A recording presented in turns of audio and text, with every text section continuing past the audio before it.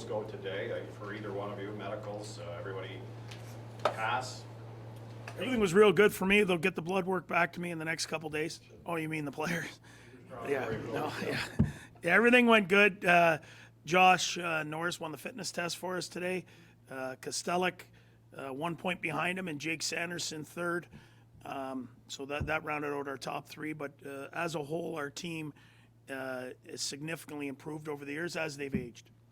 Get an indication from the statistics and data that you gathered here that there's a different commitment or a full commitment going into this year?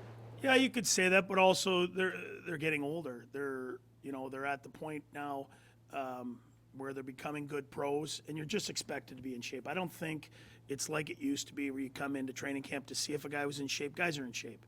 Some guys, maybe push it a little more than other guys, but the elite players are, in shape year round. So everyone looks good, and the more we skate, the better we'll get. How different do you see this year's camp compared to the others that you've run here, Coach? Well, it's certainly way deeper than we've had in the past. We have some new faces here, some established players that I'm sure people are going to ask questions about here shortly. But just a different expectation from themselves as well. They not only want to win games, but they want to prove they're among the league's elite, some of these guys. And that's a tall order to do. I mean, there's been a select few guys in the league over the last, say 5 to 10 years, that have been the guys. And we have some guys in our room that want to be a part of that. To your left. Pierre, Ian Mendes with The Athletic. Couple of questions for you regarding Hockey Canada. And you have two players under your team control that were on the roster in 2018. And London, I'm just wondering if you have an update that you can pass along in terms of maybe where things stand vis-a-vis some of the investigations around that.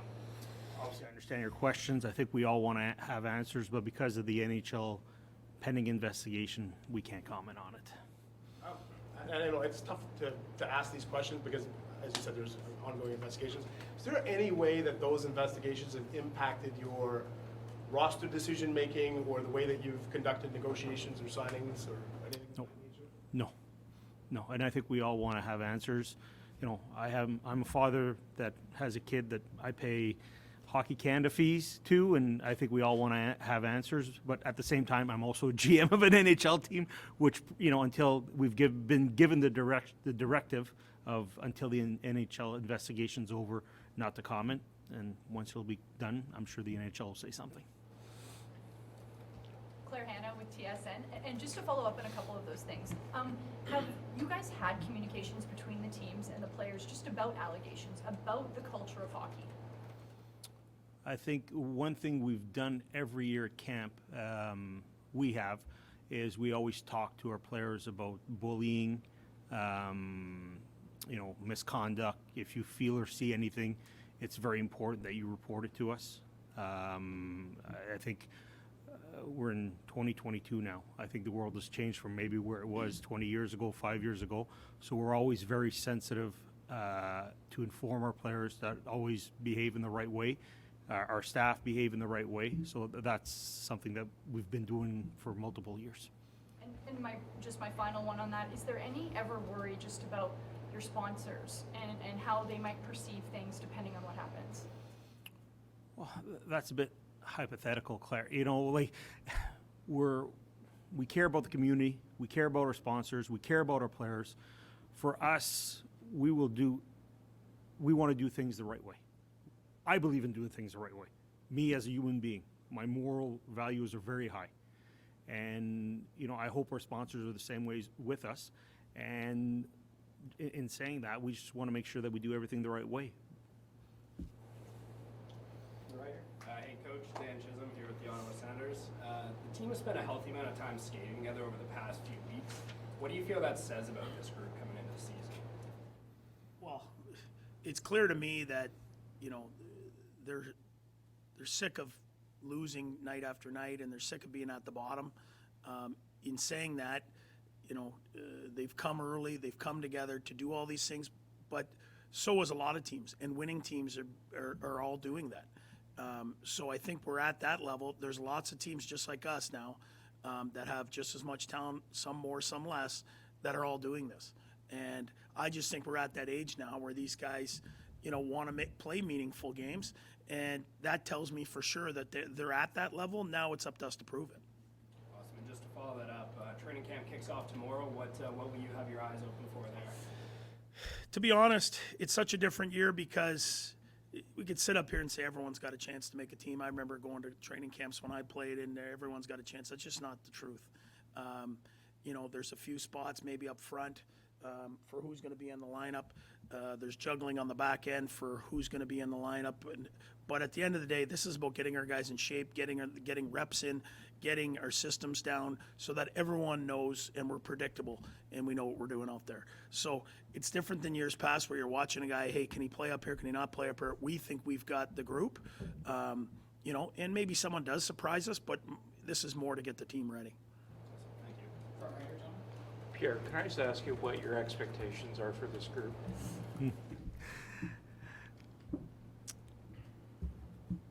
We want to play meaningful games until the end of the year. We want to be in it at the trade deadline. Just update, Pierre, Greg, Stopchuk. Yes. The injuries. Ridley Gregg will be skating tomorrow in non-contact jersey. Will be probably, depending how this next week goes, available for games starting our game in Belleville.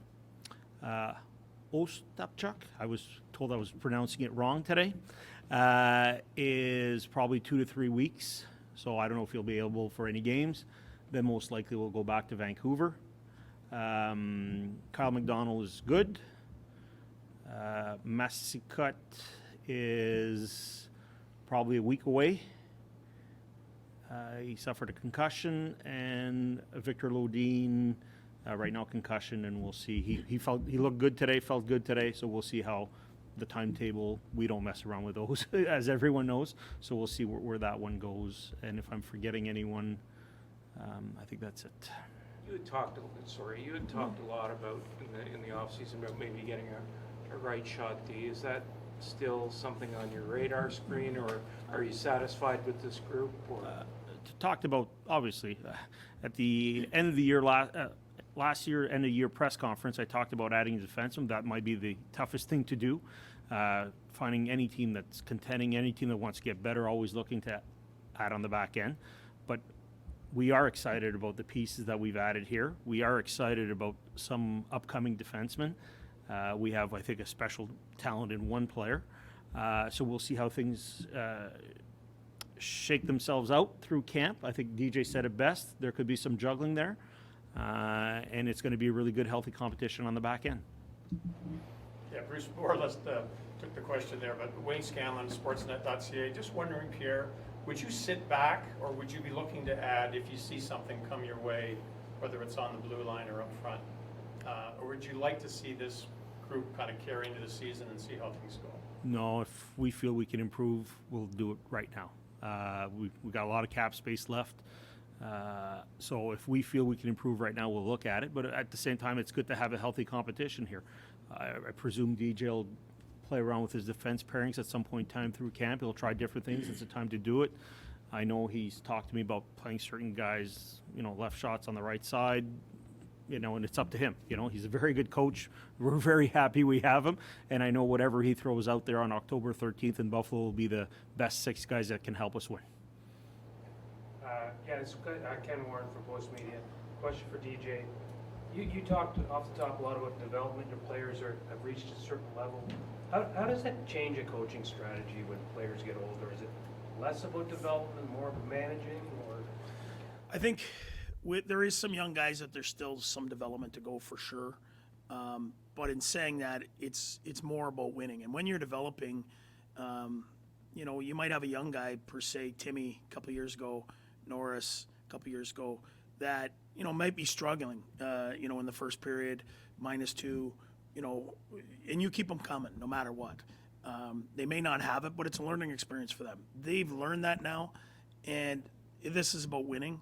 And if they don't have it that night, someone else is going to have to take that spot. Not saying, it's for good, but that's just part of being on a good team. The guys that are going are the guys that got to play, and part of development is just keeping them going out the door. And I think that changes that way is that, you're going to live through mistakes and things like that. But at the end of the day, if one guy's going really good, he's got to be the guy that's playing. And that to me is the next development for these guys. And if you look at all the guys that have won in the league over the last so many years, the Ovechkins took 13 years. And, I know Steve Eisman with the Red Wings was 13 years. And it's a long time for these guys to win. And they go through different stages of development. And I know I talked with Joe Sakic about, when he had Bob Hartley as a coach, one of the things that made it competitive for him was he knew he was going to get his 17 and a half minutes. When he was going real good, he'd play 19. And that becomes the next stage of development, not just playing, but playing when you earn it. And that's our job as coaches to do that right. So if you, just to follow up, so if you have a guy like Giroux, who's lived through all of that stuff, like, is that just like an example for a coach can throw out there to younger guys in certain circumstances?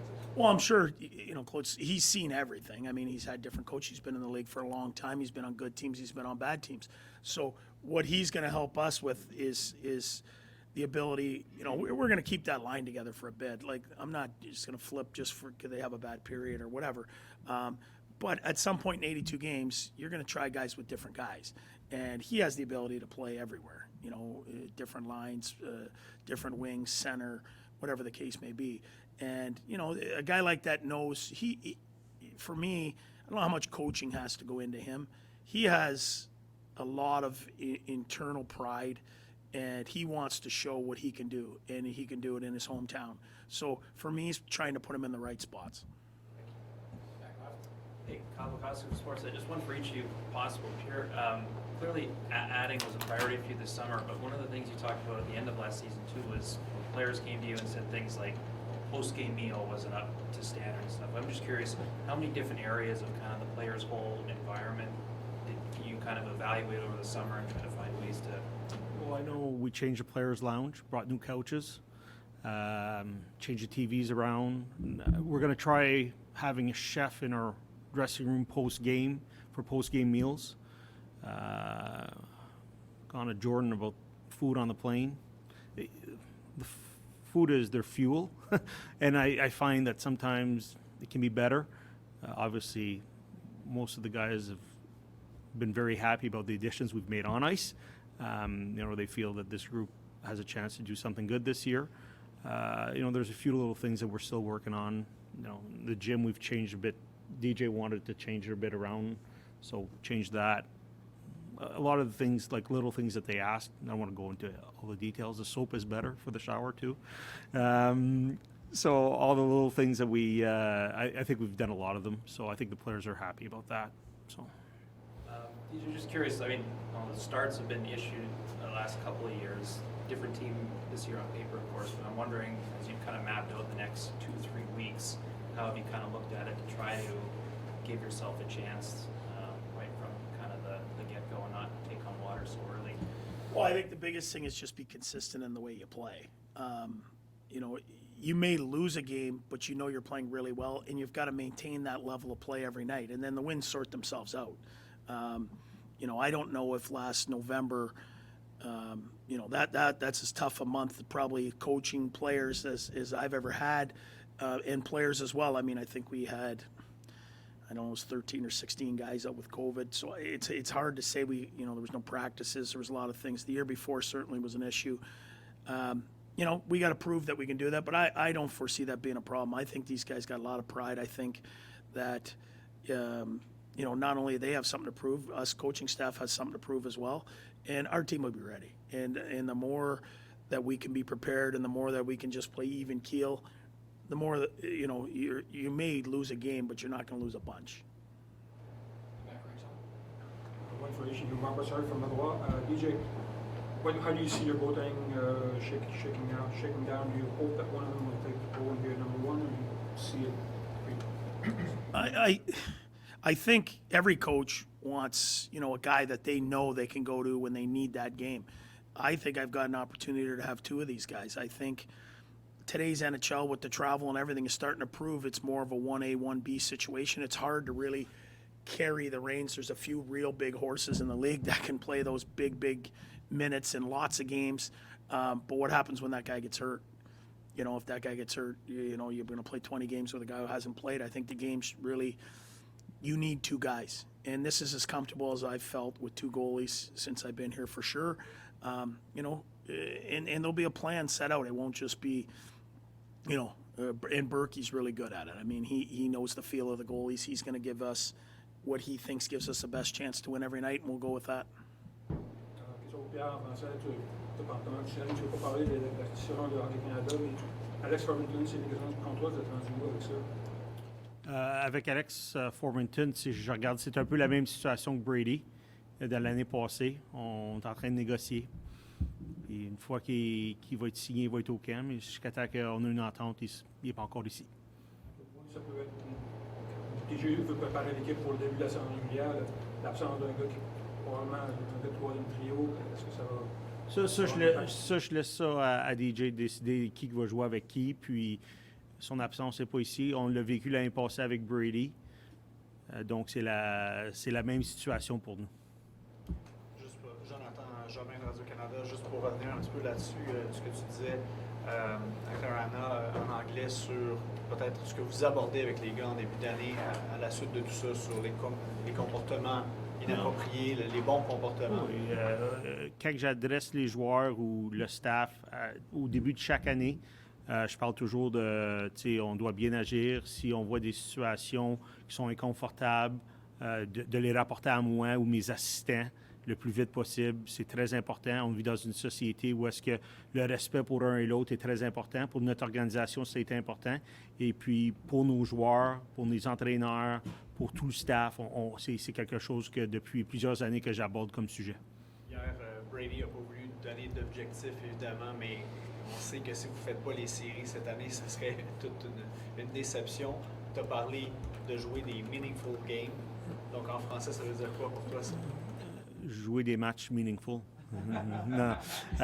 On doit jouer des matchs qui veulent dire quelque chose. Je pense que je l'ai dit en anglais, c'est jouer des matchs à la date limite d'échange, on veut être dans la course. Et par la suite, pour la saison, jouer des matchs qui veulent dire quelque chose jusqu'à la fin. C'est bon pour l'organisation, c'est bon pour les joueurs de vivre ça.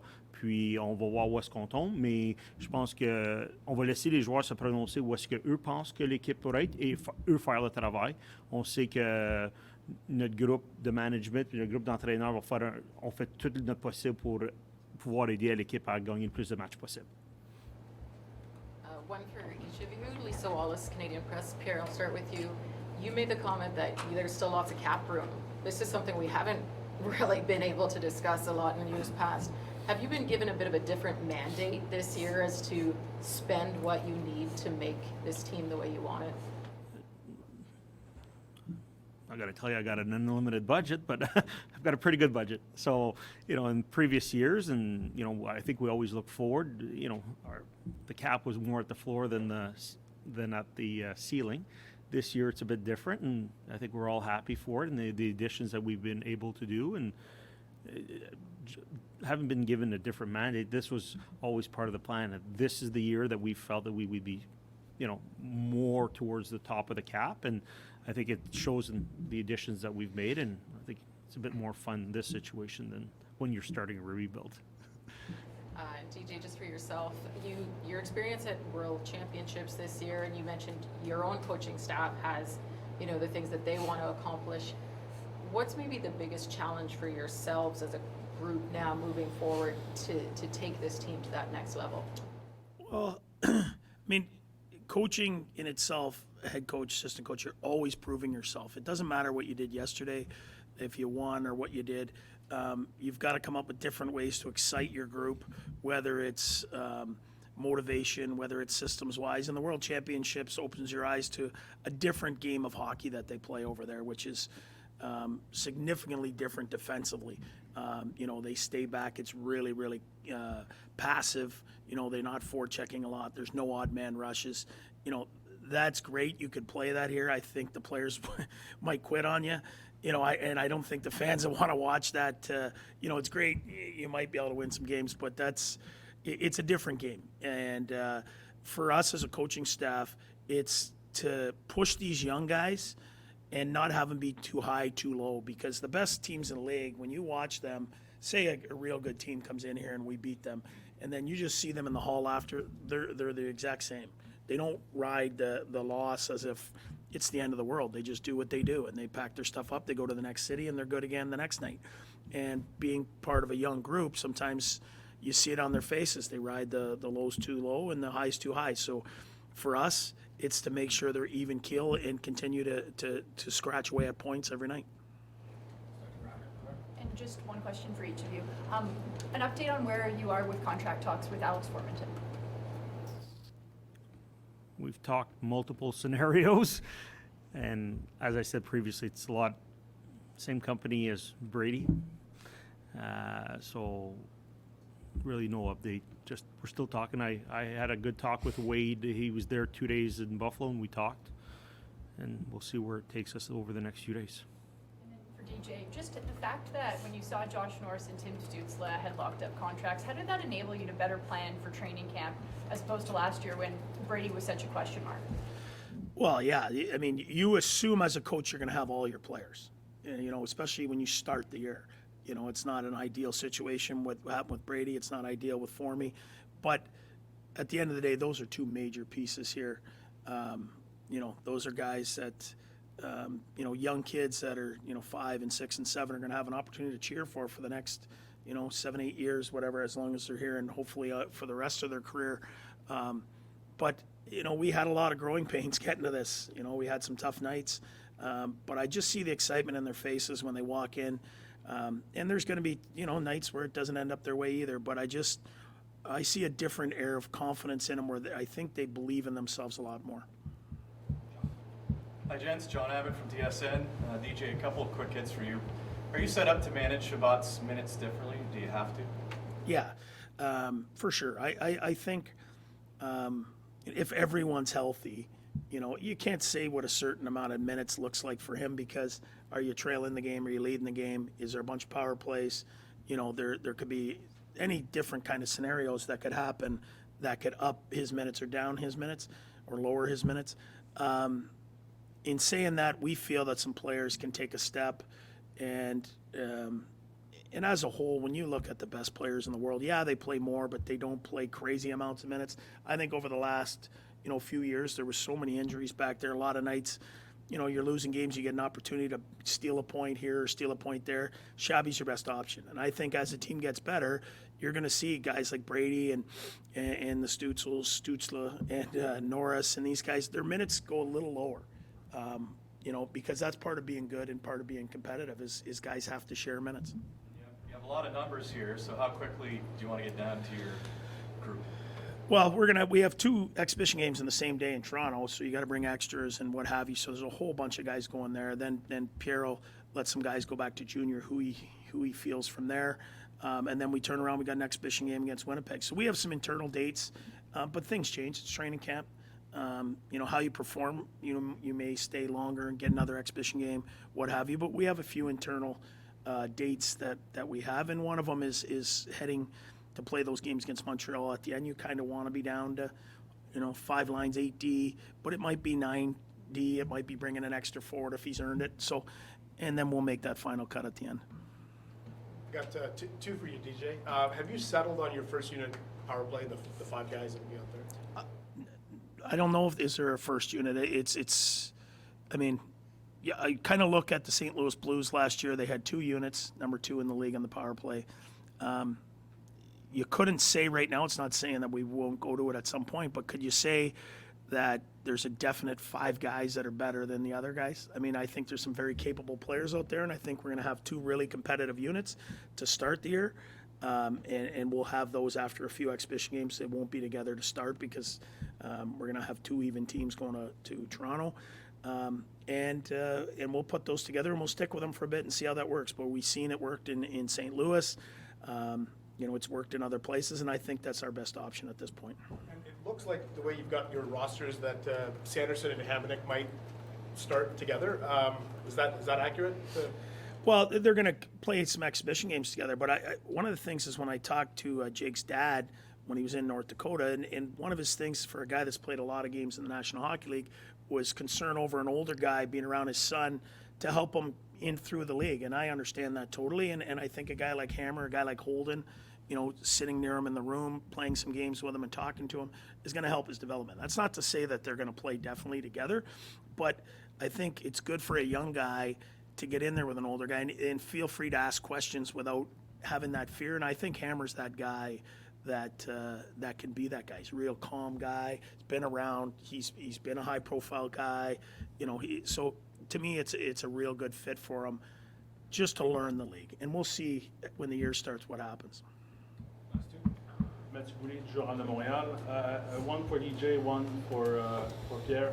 Do you feel some special excitement in the city around the arena, or when you go to supermarket with the fans, or?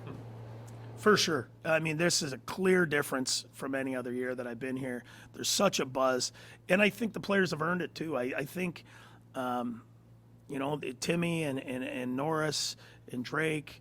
I mean, Brady and Shabby have been here, but the addition of DeBrincat and Giroux has really put a buzz in the city. These young kids, it's an exciting time. I mean, we got to be honest. I mean, the rebuild, part of rebuild is getting beat on, and we took a lot of tough lickings a lot of nights, and these kids are excited to fight back for their city, and so are we as coaching staff, and we want to make everyone proud. And I feel it. We went to the golf course, people are coming over, and they're as excited as I've seen going into a season for sure.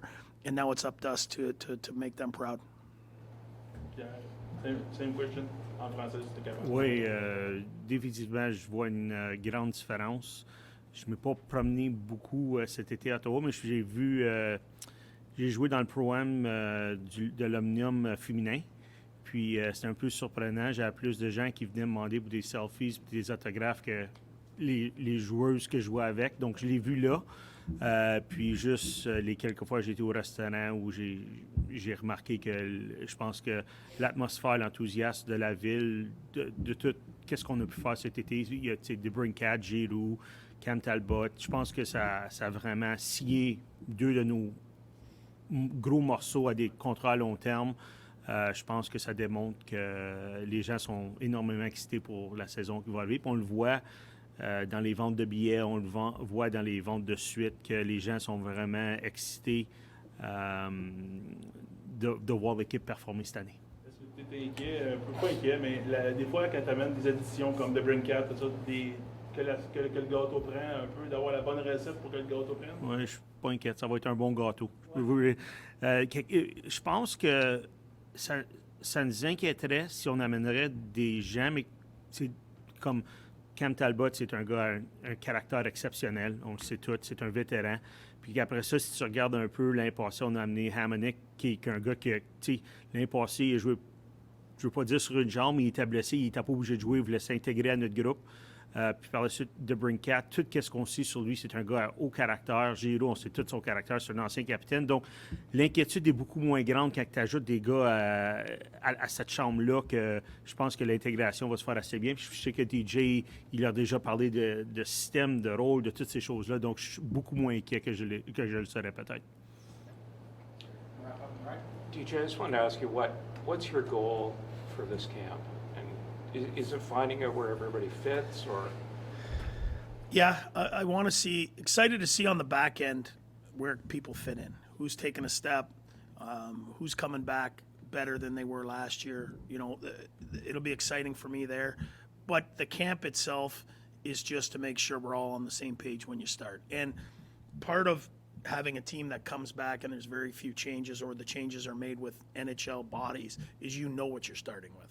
And you can get that group together, you can practice together, and they know what you're doing out there. But the best teams all know where the puck's going.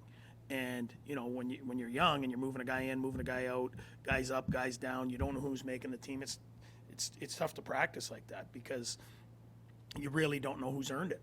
And I think it's a different thing this year. I think we'll be really prepared when we start, but so will the other good teams. The expectations. Sorry. Yeah. No injuries. Yeah. But we heard a lot about Jake Sanderson. Is he maybe more ready after seeing him at the rookie tournament? Is he maybe more ready than you thought, or is that to be determined? Let's be clear. To maybe take the pressure off the kid. the rookie tournament's a long way from playing against Matthews and Marner in this exhibition game in 3 days. So Jake's going to be a heck of a player. We know that. But there's a lot of growing pains, and he's still a young guy.